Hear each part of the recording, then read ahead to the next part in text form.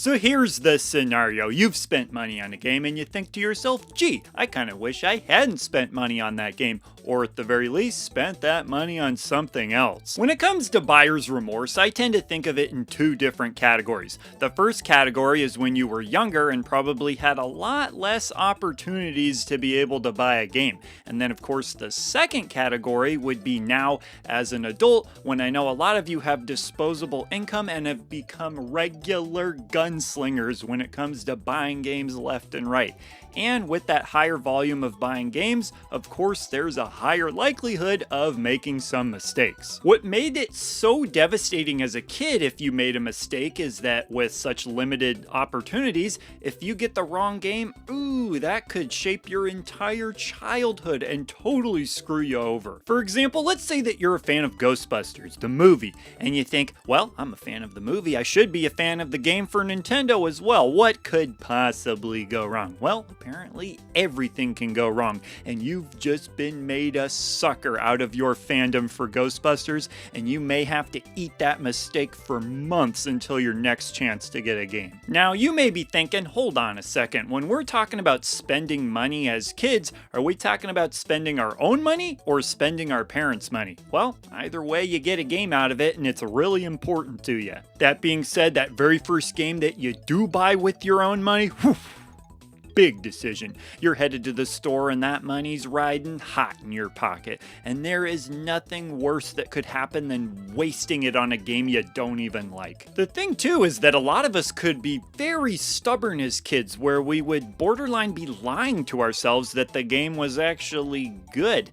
We were so proud of the fact that we had picked out our very own game. And maybe not even until later in life do you realize, yeah, you know what? If I'm being honest with myself, that game sucked. Now, when it comes to buyer's remorse for retro games as adults, you may be thinking, how is that even possible? The way the secondhand market is, if you buy a game, you can just sell it immediately for what you bought it for. And the way prices go, you could potentially even sell it for more than you bought it for, especially if you wait some amount of time. However, there's still a handful of potential problems with this. I know some of you just flat out don't like selling games, either because it feels kind of dirty, like you're flipping it, or maybe you just don't like the hassle of selling it. I'm not here to judge that, but I think the worst thing that can happen is you just sort of feel like a doofus for buying a game that you wish you hadn't. Generally, this will happen when you buy a game, you regret it, and there's a part of you that knew you probably wouldn't like it, or that there was a good chance you wouldn't like it, but you went through and you bought it anyway. For example, say somebody buys Earthbound, and they're like, you know what? I don't like RPGs, but everybody says how great this game is, so I'm gonna buy Earthbound. So you buy it, and it comes to you, and it's delivered, and you pop it into your console, and you start playing it, and you're like, hey, turns out I don't like RPGs, so I don't like this game. Big shocker. Something that I do wonder about is those collectors who collect so many games that they can't play them all anyway.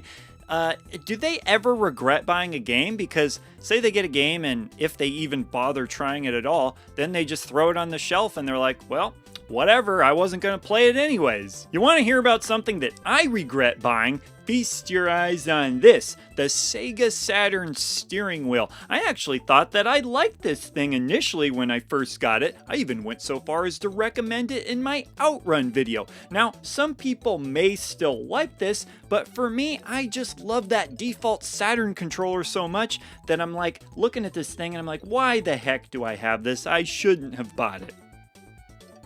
Now, you might be wondering, why don't I just sell this thing? And I will eventually, but if any of you have ever spent any amount of time shipping stuff, then you'll know this shape sucks. I'm gonna be rummaging through my neighbor's recycling for months until I find the right box for this thing. Another scenario that I find to be comical when it comes to buyer's remorse is when it comes to moving. Oh yes, moving. Anytime a retro gamer moves, they have to look at the size of their collection and deal with moving it. And they may think, man, why did I buy all this stuff? Now I gotta pay the price for it in terms of the hassle and time that it's gonna take to move all that stuff. And for this reason, a lot of retro gamers have some very simple advice when it comes to moving, which is don't.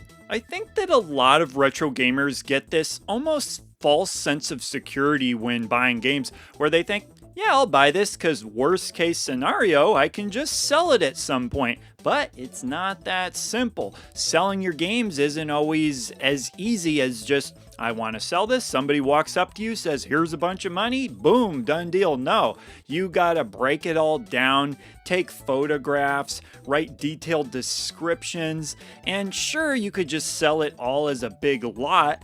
And that way you don't have to deal with the hassle of individual listings or whatever, but then you're probably not going to maximize your profit.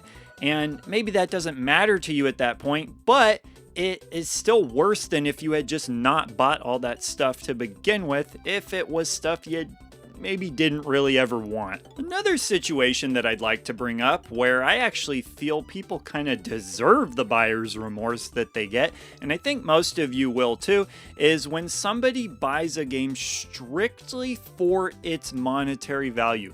They don't care about playing the game, they simply see it as an item of value, and they've got big plans to wait a long time or maybe just a little bit amount of time, I don't know, and then sell that for big money. And then joke's on them, because what ends up happening is that the value actually goes down, and so then they end up just having to eat that loss. I think I can speak for most of us when I say, screw those people, they got what they deserved. In fact, I just saw on a message board the other day, these people posted this video of them interviewing this guy who had bought tons of sealed games.